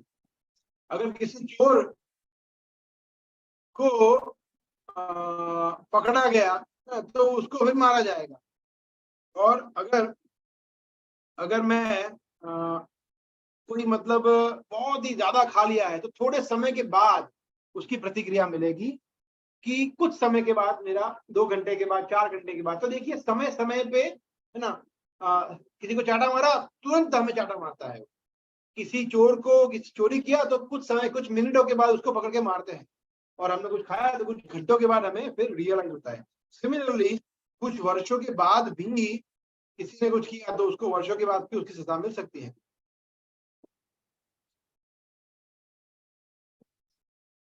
अगर एग्जाम में आपने अच्छी तैयारी नहीं की है, पढ़े नहीं है, तो फिर आप फेल होंगे। किसी का धन आपने उड़ाया है, तो फिर आपके अपने आशे मतलब अपना धन उड़ाते रहे, तो फिर जब आप बूढ़े हो जाएंगे तो आपके पास कुछ बचेगा नहीं। तो ये सिर्फ डिलेड कर्मा है। जैसे ये देख रहे हैं ना हम, ये बहुत ही अच्छा हाउ टू से सिमेटिक प्रेजेंटेशन है, जिसे हम समझ सकते हैं डायग्राम से कि इस व्यक्ति यहाँ से गिरा रहा है सब कुछ, है ना। तो जब ये आएगा तब इस पे ही इसके ऊपर ही आने वाला है। हाँ, उसको ही लगने वाला है ब्लॉक। तो कभी ना कभी हमें हमारे कर्म का परिणाम मिलेगा ही, चाहे वो तुरंत हो, कुछ समय के बाद हो, या फिर कुछ वर्षों के बाद, या कुछ जन्मों के बाद भी हो सकता है। और कर्म हमें छोड़ेंगे नहीं, ये हम समझे हैं। जैसे ये धृतराष्ट्र का स्टोरी है ना, कि एक शिकारी था, उसने 100 मतलब एक पक्षी के 100 बच्चों को उस समय मारा, है ना, जब वो अपने पिता के संरक्षण में नहीं थे। और वो जो पक्षी था, उसने अपनी आंखों के सामने उसके सभी बच्चे मारे गए एक एक करके। तो हम देखते हैं कि धृतराष्ट्र के भी 100 पुत्र महाभारत के युद्ध में मारे गए। ये उसका परिणाम हुआ।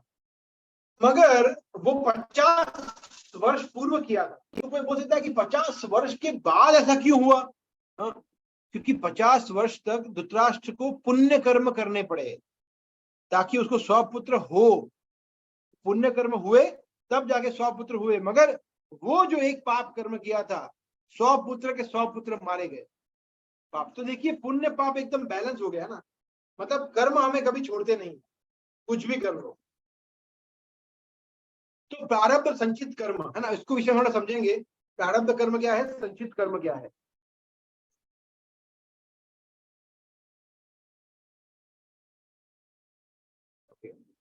देखिए प्रारब्ध कर्म क्या होता है कि सम टोटल जो होते हैं, सम टोटल कर्म, हाँ, उसको कहते हैं संचित कर्म। टोटल उसमें से कोई एक पर्टिकुलर पोर्शन, उसको कहते हैं प्रारब्ध कर्म। सो जैसे आपको कोई एक शरीर मिल गया, आपको कोई पर्टिकुलर दुख मिल गया, है ना।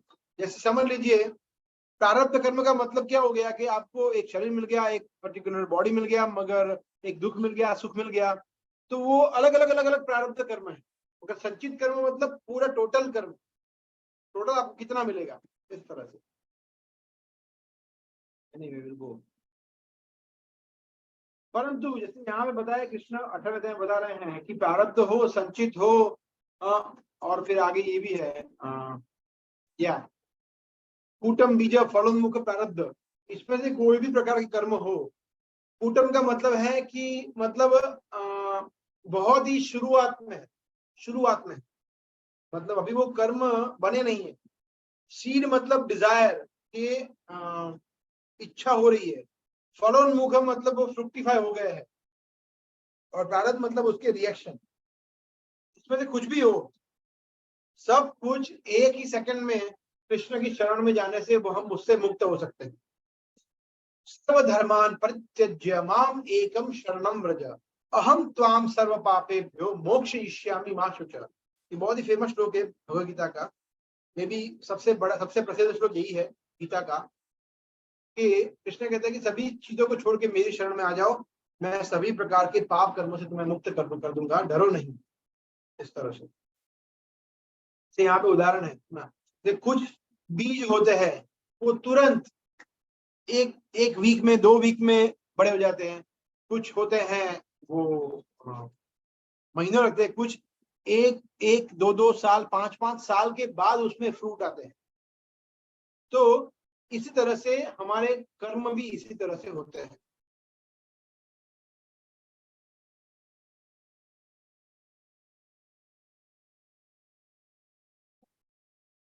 ये शास्त्र से श्लोक है कि अप्रारब्ध हो, फलम हो, पापम हो, कूटम बीजम फलोन्मुख, कुछ भी हो, मगर विष्णु भक्ति रतात्मनाम, अगर विष्णु भक्ति में व्यक्ति रत रहता है तो वो सभी प्रकार के कर्मों से मुक्त हो जाता है। इस तरह से देखिए, अभी हम ये समझते कुछ हमारे नित्य कर्म है। नित्य कर्म मतलब जो प्रिस्क्राइब ड्यूटीज है, मतलब चैंटिंग हो गया या भगवद गीता पढ़ना हो गया वगैरह। कुछ होता है नैमित्तिक। नैमित्तिक मतलब जो हमें करना हम कभी कभी करते हैं, ओकेजनली करते हैं। फिर होता है विहित कर्म। विहित कर्म मतलब जो हमारे लिए किसी ने बताया गया है, ड्यूटी है। फिर काम्य कर्म। काम्य कर्म का मतलब होता है कि जो हमें करना अच्छा लगता है, जैसे सिंगिंग हो गया, संस्कृत पढ़ना, है ना। जैसे विहित कर्म का मतलब है कि पढ़ाई करनी है, वो ड्यूटी है, करना ही है। फिर नैमित्तिक कर्म मतलब जैसे कोई फेस्टिवल मना लिया वगैरह वगैरह। और निषिद्ध कर्म का मतलब है प्रोहिबिटेड, जो नहीं करना है, मतलब 4 नियम। अनैतिक संबंध नहीं, व्यभिचार नहीं, इलिसिट सेक्स नहीं, फिर जुआ नहीं, नशा नहीं और मांसाहार नहीं। ये 4 प्रमुख निषिद्ध कर्म है। तो ये चीज का एग्जाम्पल है। फिर एक और, कभी कभी लोग बोलते हैं कि मैं भूल गया, सॉरी, मेरे से पाप हो गया, सॉरी। नहीं, सॉरी बोलने से कुछ नहीं होने वाला है। एक बार पाप कर लिया तो हमें सजा मिलेगी ही मिलेगी।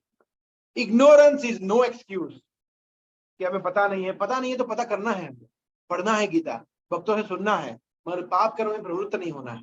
ये हमारे सबकी जिम्मेदारी, ये हमें समझना है। और कभी कभी हम देखते हैं कलेक्टिव कर्म आते हैं ना। कलेक्टिव कर्म मतलब नेचुरल कैलेमिटीज, एक साथ सैकड़ों लोग मर जाते हैं, चाहे वो सूखा हो, भूकंप हो, सुनामी हो, अटैक, टेररिस्ट अटैक हो, प्लेन क्रैश हो, या फिर वॉल्केनो इरप्शन हो, कुछ भी हो। एक टाइटैनिक जहाज है, कुछ लोग मर गए, कुछ लोग बच गए। कैसे बच गए? वो बाय चांस हुआ? नहीं, उनके कर्म के अनुसार हुआ। सभी लोग इन्वॉल्व थे, सभी को एक साथ इकट्ठा किया। जैसे इतने सारे गायों की हत्या होती है, इतने सारे प्राणियों की हत्या करते हैं लोग, तो उनकी हत्या भी ऐसे ही होगी। बच्चों की हत्या करते हैं, अबॉर्शन करते हैं, तो फिर इसी तरह से युद्ध होंगे और नेचुरल कैलेमिटीज होगी, इस तरह से।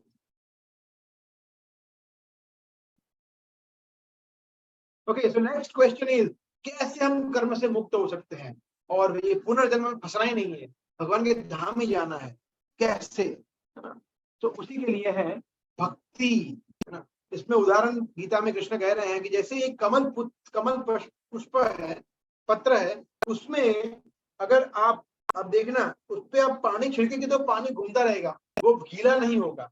ये कमल पुष्प की विशेषता है, कमल के पत्र की, सॉरी, कि वो पानी से वो भिगेगा नहीं, वो इसके ऊपर रहेगा, और आप गिराएंगे तो गिर भी जाएगा, अनटच रहेगा। तो जैसे ही पानी से वो कमल पत्र अनटच रहते हैं, ऐसे ही भगवान के जो भक्त गण हैं, लग सकता है कि वो कंप्यूटर कर रहे हैं, वो मोबाइल देख रहे हैं, वो जॉब कर रहे हैं, बिजनेस कर रहे हैं, ब्रह्मचारी है, गृहस्थ है, वानप्रस्थ है, गृहिणी है, कुछ भी है, क्योंकि वो कृष्ण की सेवा में जुड़े हुए हैं, उनको कर्म टच भी नहीं कर सकते, क्योंकि वो अकर्म में जुड़े हुए 24 आवर्स। हम भी ऐसे बन सकते हैं, हमें ऐसा बनना है, ये हमारा गोल होना चाहिए। ही बनना है। जैसे देखिए, पक्षी पिंजरे में से मुक्त हो रहा है ना, ऐसे ही अभी हम पिंजरे में, हम मतलब आत्मा, ये शरीर भी पिंजरे में कैद है, हमें इससे मुक्त होना है, ये गोल है हमको। और वो कब होगा? जब पिंजरा हम खोलेंगे। कैसे खोलेंगे? जब हम भगवत गीता को हमारे जीवन में प्रवेश करने देंगे, जब हम हरे कृष्ण महामंत्र का जप करेंगे, अनर्थ की मुक्ति होगी। पापमय करिए, पापमय कर्म नहीं करेंगे, तब जाके हम कर्म फ्री होंगे।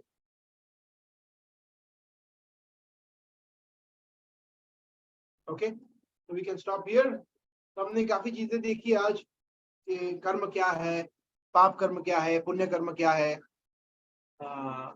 अकर्म क्या है, आध्यात्मिक जीवन कैसे हम जी सकते हैं, और परमात्मा कैसे हमें सैंक्शन देते हैं, अच्छे लोग साथ बुरा क्यों होता है, गुड कर्मा बैड कर्मा एक दूसरे को कैंसिल कर सकता है, किंग नृग की स्टोरी से हमने समझा। फिर इंस्टेंट कर्म, डिलेड कर्म के विषय में हमने देखा, अलग अलग प्रारब्ध कर्म, संचित कर्म, कूटम बीजम फलोन्मुख, और प्रारब्ध के विषय में हमने देखा। फिर हमने देखा नित्य कर्म, नैमित्तिक कर्म, विहित कर्म, काम्य कर्म और निषिद्ध कर्म, जो कि नहीं करना है उसके विषय में। और हम अगर बोलेंगे कि सॉरी मैं भूल गया, तो वो नहीं चलेगा। और फिर हमने देखा कि ग्रुप कर्म भी होता है, और कैसे हम वास्तव में सभी कर्मों से मुक्त होकर भगवान के धाम में शाश्वत आनंद में जीवन जी सके। तो इसके विषय में हमने डिटेल में चर्चा किया। Okay, stop here. सो किसी को कोई प्रश्न है तो ले सकते हैं, है ना? बहुत सारे हो सकते हैं प्रश्न। So yes, please ask if you have any question.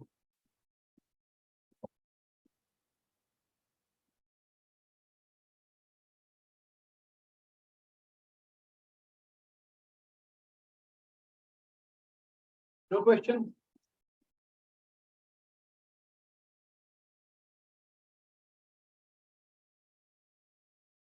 It was audible? सब कुछ ठीक सुनाई दिया होगा ना?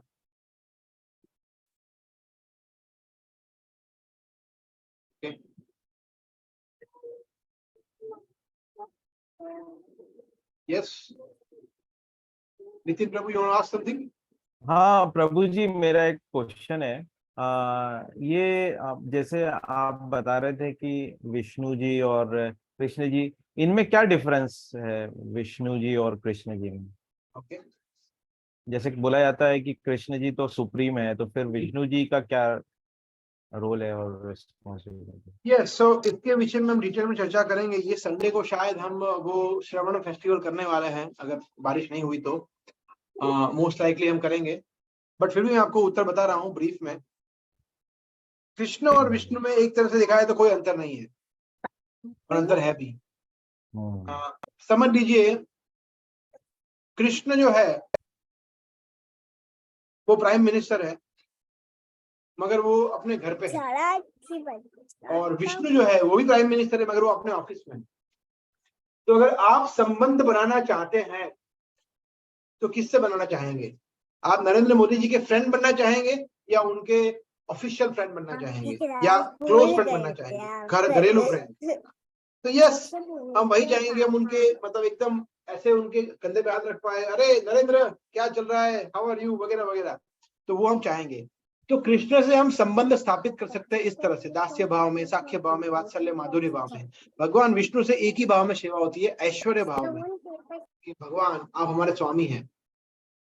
तो एक ये है कि भगवान विष्णु विशेष कर्म करने के लिए कृष्ण अपना विस्तार करते हैं।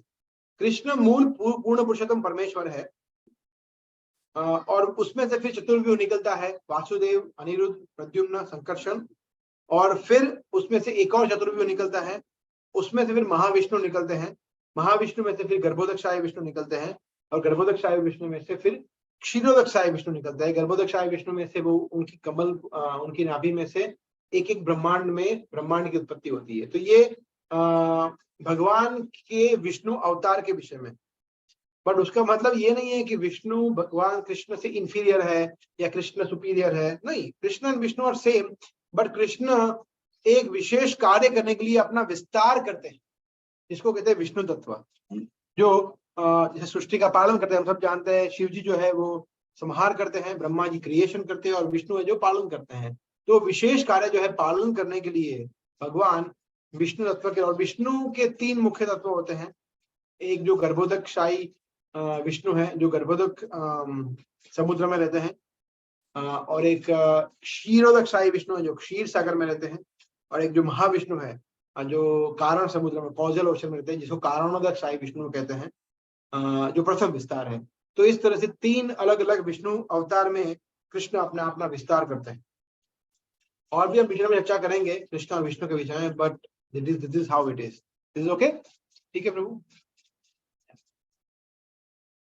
अच्छा, कुछ चैट में आया था कुछ एक प्रश्न, एक सेकंड।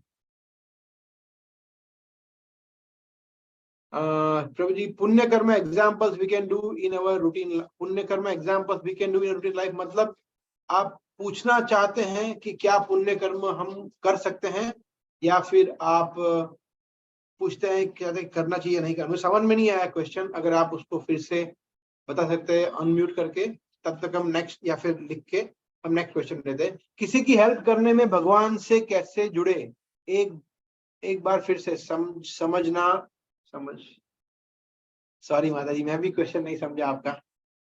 आप समझा सकते हैं अनम्यूट करके क्वेश्चन, गायत्री माता जी? हाँ जी प्रभु जी, किसी की मदद करना हो तो भगवान को कैसे जोड़े उसमें? ओ अच्छा, जोड़े, उनको उनको हाँ कैसे जोड़े? हाँ हाँ, भगवान को हाँ गुड, सेंटर में रख के किसी की अच्छा, हेल्प कैसे करे? ओके ऐसा, ओके ओके। देखिए सबसे बेस्ट उनको भक्त बनाओ, सबसे बेस्ट हेल्प है ना, क्योंकि आप आत्मा की हेल्प कर रहे हैं, है ना। शरीर की हेल्प तो हम वैसे भी करते ही हैं, खाना दे दिया, ये वो सब चलता रहता है, बट उनको भगवान के शरण में लाना ये सबसे बेस्ट हेल्प है ना। तो उसके लिए क्या कर सकते हैं, ये अच्छा प्रश्न है। तो उसके लिए क्या कर सकते हैं, उनको भगवान का प्रसाद दे सकते हैं, उनको भगवत गीता गिफ्ट कर सकते हैं, उनको हमारे प्रोग्राम का लिंक शेयर कर सकते हैं, कि आप भी सुनिए लेक्चर्स, या फिर उनको मंदिर बुला सकते हैं। इस केन प्रकार उनको कृष्ण दे सकते हैं, इसको कहते हैं कृष्ण देना, संकीर्तन, है ना। उनको हरे कृष्ण महामंत्र की माला दे सकते हैं, उनको वीडियो फॉरवर्ड कर सकते हैं कि आप इस तरह से माला का जप करिए, वगैरह वगैरह। तो कृष्ण को सेंटर में रख के अगर आपको हेल्प करनी है, तो सबसे, जैसे आपको उनको खाना खिलाना है तो खाना मत खिलाइए, उनको प्रसाद खिलाइए। आपको उनको एजुकेशन देना है तो एजुकेशन मत दीजिए, उनको दिव्य ज्ञान दीजिए, भगवत गीता का ज्ञान दीजिए। इस तरह से हमें आत्मा की मदद करनी है, क्योंकि शरीर की मदद कब तक कर पाएंगे? हम खाना खिलाएंगे, आज खिलाएंगे, कल भूखा हो जाएगा, 1 साल 2 साल 100 साल खिलाएंगे, फिर मर जाएगा, उसके बाद नेक्स्ट लाइफ में वो कुछ पशु बन गया। तो उससे बेटर है कि उनको भगवान का प्रसाद खिलाइए, उनको भगवान के साथ जोड़िए, भक्ति में जोड़िए, तो हम शाश्वत रूप में उनकी सेवा कर सकते हैं या उनकी मदद कर सकते हैं, ये समझना है। So best is to give them Krishna, ये इनके प्रकार है ना। ओके, तो यहाँ पूछ, ठीक है माता जी, दिस इज ओके। जी प्रभु जी, थैंक यू। हरे कृष्ण। संजय प्रभु पूछ रहे हैं कि which karma we can include in daily life. तो देखिए, पुण्य भी नहीं करना है, पाप कर्म भी नहीं करना है। मतलब मैं आपको ये नहीं बताऊंगा कि आप पुण्य करिए, इस तरह के पुण्य, अकर्म ही करना है। देखिए, मैं आपको लगेगा कि यार ये तो भक्ति से बाहर जा ही नहीं रहे, मगर यही है, यही फैक्ट है। पुण्य कर्म क्यों करें? पुण्य कर्म करके हमें क्यों और एक जीवन ले प्राप्त करना है? हमें इसी जीवन के बाद भगवान के धाम जाना है, ये हमारा गोल होना चाहिए। Nothing less than Vaikuntha, nothing less than Golok Vrindavan, nothing less, no, no way. आप रहे नहीं नहीं, ठीक है ब्रह्मा जी बन गए, ठीक है इंद्रदेव बन गए, इंद्रलोक चले गए, चंद्रलोक चले गए, सूर्यलोक चले गए, नहीं नहीं नहीं, नथिंग लेस देन कृष्ण प्राप्ति, ये गोल होना चाहिए। तो उसके लिए अगर ये हमारा गोल है तो हमारे कार्य भी उसी तरह के होने चाहिए।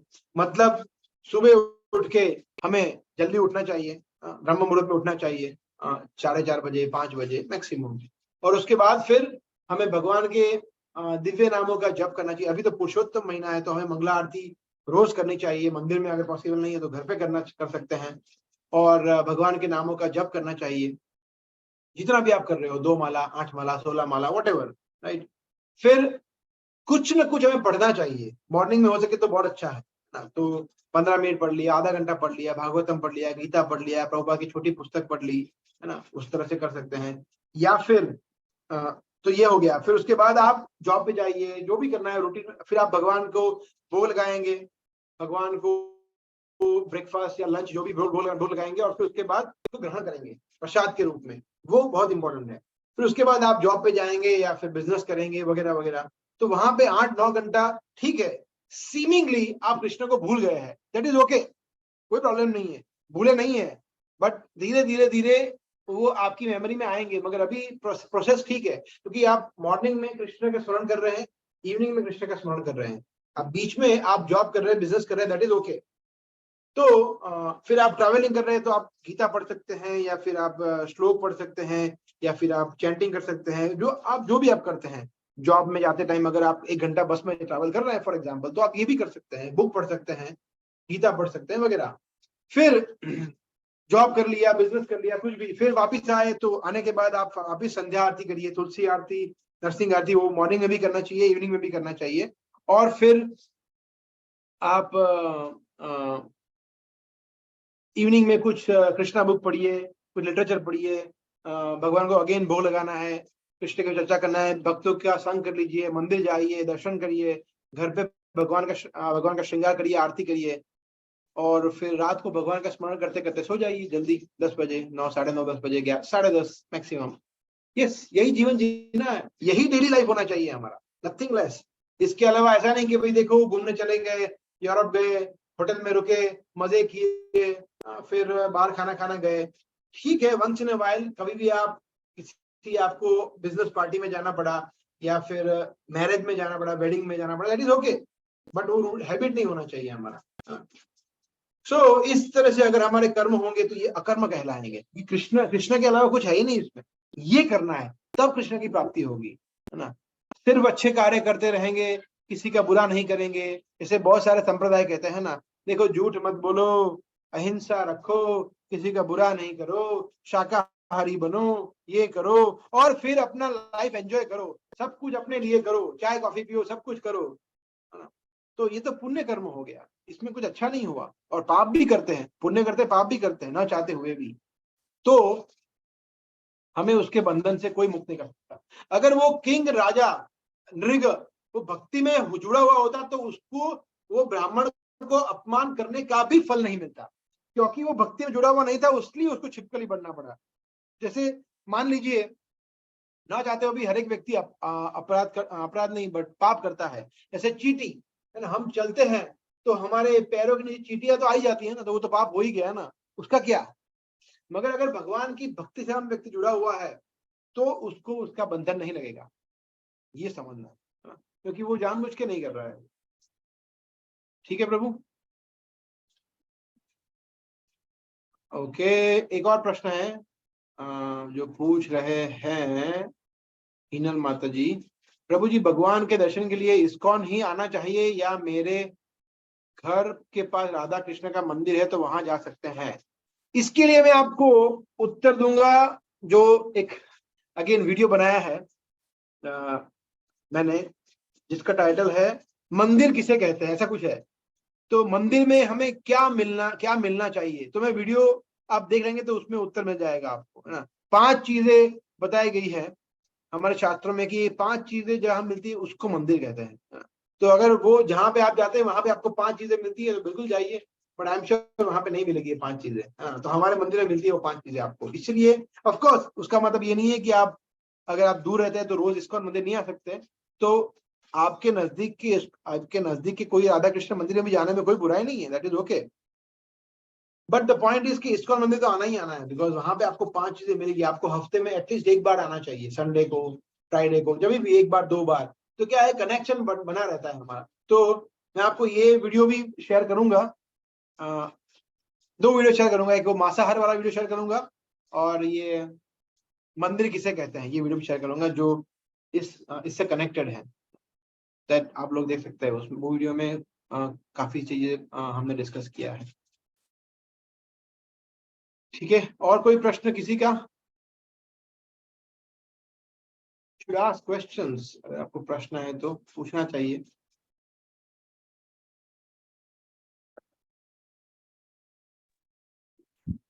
हरे कृष्ण प्रभु जी। हम्म, हाँ हरे प्रभु कृष्ण। जी, मेरा ये प्रश्न है कि अगर किसी पृथ्वी पर ही हमें अपना बुरा कर्म या अच्छा कर्म का फल मिल जाता है, जैसे कि धनी गरीब या शरीर के हिसाब से हम जन्म लेते हैं, फिर नरक क्या होता है? नरक में फिर क्या जाके मतलब मिलता है? वहां पे किस यस सजा मिलता है? यस, अच्छा प्रश्न है आपका। देखिए नरक है ना, वो स्पेशल ट्रीटमेंट है ना, हमें शुद्ध करने के लिए कि अगर व्यक्ति ने बहुत ही बुरे कर्म किए हैं, जो नरक प्राप्ति के योग्य है, तो फिर उसको इमीडिएटली नरक में ले जाते हैं, इमीडिएटली। तो यमराज क्या करते हैं, जैसे फॉर एग्जाम्पल अभी तो ये देखा नहीं जाता स्कूल में, जब मैं पढ़ता रहा तो क्या करते थे स्कूल में, किसी ने भी गलती कर दी तो बोला हाथ लाओ, फिर स्केल लिया और हाथ पे मारते हैं स्केल, है ना। और फिर उतने में उनको संतोष नहीं होता है, फिर बोलते जाओ बैठ जाओ और होमवर्क में इतना करके आना। 2 प्रकार के उन्होंने हमें दंड दिए, एक इमीडिएट दंड दिया ताकि थोड़ा व्यक्ति समझे, है ना, कि ये इस तरह से नहीं करना चाहिए। फिर उसके बाद होमवर्क भी दिया है ताकि उसको और शुद्धिकरण हो। तो नरक जो है वो इमीडिएट प्यूरिफिकेशन है नरक योनि में, कि किसी ने बहुत ही जघन्य कर्म किए हैं, तो उसको ऐसे लोक में ले जाएगा ताकि वो फिर से वो 100 बार सोचेगा ये पाप कर्म करने से पहले। जैसे गायों की हत्या कर दी, या एक्स्ट्रा मैरिटल अफेयर्स किया, या कुछ भी छोटा मोटा नहीं, वैसे तो बड़े ही पाप होते हैं ये। तो फिर नरक योनि मिलते ही है, और नरक योनि के बाद व्यक्ति समझता है कि तो बहुत यातनाएं मुझे मिली, है ना। फिर उसके बाद उसको सब्सिक्वेंटली जो भी यमराज डिसाइड करते हैं ना, उसके मुताबिक उसको और मिलता है। So basically in brief the answer is कि नरक योनि में भी हमें पाप का कर्म भुगतना पड़ता है, और नरक योनि के उपरांत अगर पाप किए हैं तो हो सकता है कि हमें यहाँ पे भी भुगतना पड़े। इसलिए पाप करने से पहले हमें बहुत सावधान रहना है। तो सारे आत्मा नरक नहीं जाते हैं जो बहुत ही Sorry? जघन्य कर, सारे आत्मा नरक नहीं जाते हैं। करेक्ट नहीं, सब लोग नरक नहीं जाते, बिल्कुल सब लोग नहीं जाते, सब लोग स्वर्ग भी नहीं जाते इसी तरह से। तो कुछ लोग होते हैं जो एक मनुष्य के बाद डायरेक्ट मनुष्य योनि में जाते हैं, अच्छी वाली मनुष्य योनि में। जैसे अफ्रीका में जन्म लिया है, अच्छा कार्य किया, और फिर उसके बाद उसको नेक्स्ट लाइफ मिला, फॉर एग्जाम्पल यूरोप में, अमेरिका में, धनिक परिवार में डायरेक्ट। फिर उसने पाप कर्म किया तो नरक योनि में जाएगा, मगर in between two human birds स्वर्ग में नहीं गया, वो सीधा यहाँ पे आया। अगर इतने अच्छे कर्म किए हैं तो स्वर्ग जा भी सकता है, फिर उसके बाद आ सकता है। तो ये गीता में बताया 4थे अध्याय में, कर्मणो ही अपि बोधव्यम च विकर्मणः अकर्मणश्च बोधव्यम गहना कर्मणो गति। कृष्ण कहते हैं कि देखिए, हमें 3 प्रकार के कर्म को जानना चाहिए। कर्मणो, कर्म मतलब सकाम कर्म, कर्मणो ही अपि बोधव्यम च विकर्मण, विकर्म को जानना चाहिए, पाप कर्म, और अकर्मणश्च, और अकर्म के विषय में भी जानना चाहिए। और फिर कृष्ण कहते हैं गहना कर्मणो गति, कि परंतु हे अर्जुन, कर्म की जो गति है वो बहुत गहन होती है, very very complex, very good, very confidential. उसको समझ पाना मतलब इट इज एक्सट्रीमली डिफिकल्ट। तो हमारे लिए इंपॉर्टेंट ये है कि हम सिद्धांत को समझे कि पाप कर्म किसे कहते हैं, पुण्य कर्म किसे कहते हैं, पाप नहीं करना है, पुण्य भी नहीं करना है, अकर्म में जुड़ना है, बस इतना हमारे लिए सफिशिएंट है समझना, है ना। ठीक है माता जी? हाँ जी, धन्यवाद।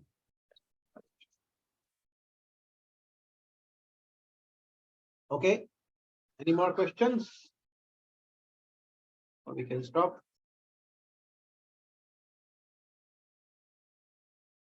ओके, सो अभी ये जो टाइम है पुरुषोत्तम महीने का, है ना, आज आई थिंक सेकंड डे है, टुडे इज सेकंड डे। तो हमें ये प्रयास करना चाहिए कि हम भगवान की और भक्ति में जुड़े, अकर्म में जुड़े।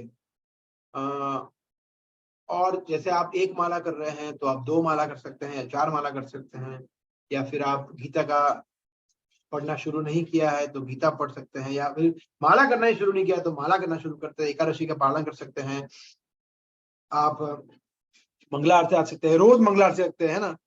मुझे पता है आप में से कुछ भक्त है जो रोज मंगला आरती आने वाले हैं ना, तो that is very good, it is very good. फिर भक्तों का संग करना चाहिए, रोज हमें कुछ श्रवण करना चाहिए। इस तरह से हमें कुछ ना कुछ या फिर भक्तों को अपने घर में प्रसाद के लिए बुला सकते हैं आप। तो इस तरह से हमें कुछ ना कुछ आध्यात्मिक कार्य में जुड़ना है। पुरुषोत्तम महीना, जैसे आप सभी ने वो लेक्चर सुना होगा, रवि अगर आपने नहीं सुना है तो वो रिकॉर्डिंग हमारे चैनल पे अवेलेबल है, उस पर आप सुन सकते हैं, ग्लोरीज ऑफ पुरुषोत्तम मंथ, जो हमने शेयर किया है ग्रुप में। So why it is so important, भगवान कृष्ण को इतना प्रिय क्यों है? भगवान कृष्ण का कृष्ण स्वयं उसके स्वामी है इस मंथ के, तो this is very very auspicious, है ना। चतुर्मास जो है उसमें भी सबसे ऑस्पिशियस है पुरुषोत्तम मंथ, तो जो 3 साल के बाद आता है, तो इसको हमें इसका लाभ लेना चाहिए हमें इस तरह से। Okay, thank you very much, we can stop here. Hare Krishna. Shri Prabhupada की जय। जय। हरे कृष्ण। हरे कृष्ण प्रभु। हरे कृष्णा।